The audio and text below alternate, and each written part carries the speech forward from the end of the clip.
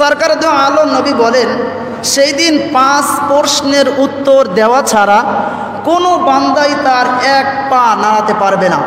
তার 5 প্রশ্নের উত্তর অবশ্যই তাকে কি করতে হবে? আল্লাহ তাআলার কাছে দিতে হবে। আল্লাহ তাআলার পয়গম্বর বলেন, ক্বালা রাসূলুল্লাহি সাল্লাল্লাহু আলাইহি ওয়াসাল্লাম, লা তাযুলু কদামা ইবনে আদম, আদম সন্তান সেই দিন তার পা নাড়াতে পারবে না। ইয়াউমাল কিয়ামাতি মিন ইনদি রাব্বিহি, তার রবের সামনে দিয়া, যতক্ষণ না পর্যন্ত হাত্তা ইউসআলু আন খামসাতিন, 5 প্রশ্নের উত্তর যতক্ষণ না পর্যন্ত আপনি আর আমি না দিব, অতক্ষণ পর্যন্ত আল্লাহ তাআলা আমাকে আপনাকে সামনে অগ্রসর হতে দিবে না। সাহাবীরা জিজ্ঞেস করলেন, পয়গম্বর 5 প্রশ্ন কি কি প্রশ্ন করা হবে একটু বলে দেন। আমার পয়গম্বর বলেন, 1 নম্বর প্রশ্ন হলো আন উমরিহি, আল্লাহ তাআলা তোমাকে যে হায়াত দিয়েছিল 60 বছর অথবা 70 বছর, কোথায় তুমি তোমার হায়াতে জিন্দেগি পার করেছো? 4 দোকানে কি পার করেছো, নাকি কোনো মহল্লায় বসে পার করেছো, নাকি বাসায় বসে বসে গল্প গুজব করে কাটাইছো? কোথায় তোমার 60 বছরের জিন্দেগি অতিবাহিত করেছো? প্রত্যেকটা ঘন্টা, সেকেন্ড আর মিনিটের হিসাব লাগাও, তারপরে তুমি এখান থেকে অগ্রসর হও। 2 নম্বর প্রশ্ন আল্লাহর পয়গম্বর বলেন, ওয়ান শাবাবিন ফিমা আবলা, যৌবনকাল তোমাকে দেওয়া হয়েছিল, তুমি যৌবন পেয়েছিলে 13 অথবা 14 বছর বয়সে, তোমার যৌবনের সীমা পৌঁছেছিল 40 অথবা 45 বছরে।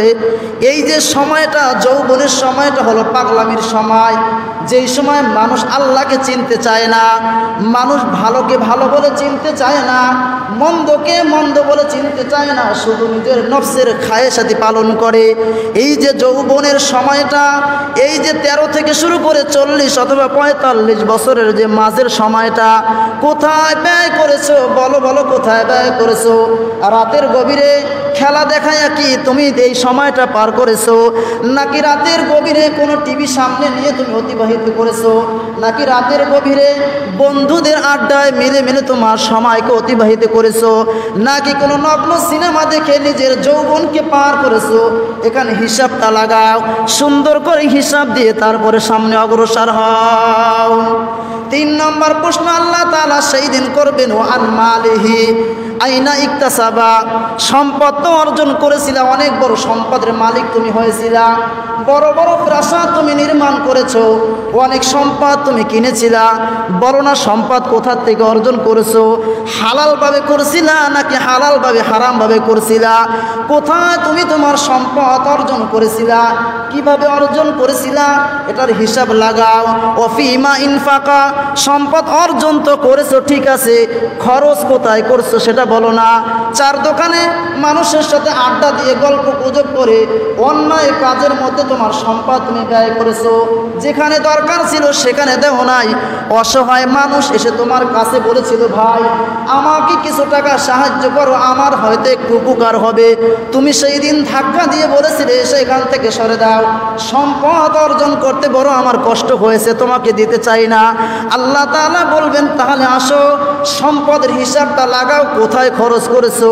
ওই হিসাব না দেওয়া পর্যন্ত সামনে একটু অগ্রসর হওয়া যাবে না। 5 নম্বর প্রশ্ন সেই দিন আল্লাহ তাআলা করবেন, মাজা আমিলা, দুনিয়ার হায়াতে জিন্দেগির মাঝে বসে বসে যেই এলেমগুলো শিখেছিলা, নামাজের মাসালা শিখেছিলা, নামাজকে পড়েছিলা, রোজার মাসালা শিখেছিলা, রোজাকে তুমি করেছিলা, তুমি আলেম হয়েছিলে, সব বিদ্যা তুমি অর্জন করেছিলে, সব কি তুমি মেনেছিলা? যে যে এলেম শিখেছিলে ওই এলেমটা নিজের জীবনে বাস্তবায়ন কতটুকু করেছো, ওইটার প্রশ্নের জবাব দাও। ওই জবাব না দেওয়া পর্যন্ত আমি আল্লাহ তোমাকে এক পা সামনে অগ্রসর হতে দিব না। চিন্তা করার দরকার, এই 5 প্রশ্নের উত্তর কি আমাদের ঠিক মতন আছে তো মুখস্থ করা, নাকি ওখানে গিয়ে আমরা সবাই সেই দিন দাঁড়ায় যাব? এই জন্য 5 প্রশ্নের উত্তর অবশ্যই অবশ্যই সুন্দর করে মুখস্থ করে নিতে হবে। মুখস্থ করলে হবে না, কোথায় ব্যবহার করছেন, আর রাতের গভীরে মাথায় বালিশ দিয়ে চিন্তা করতে হবে, সম্পদ অর্জন করলাম হালাল হলো নাকি হারাম হলো।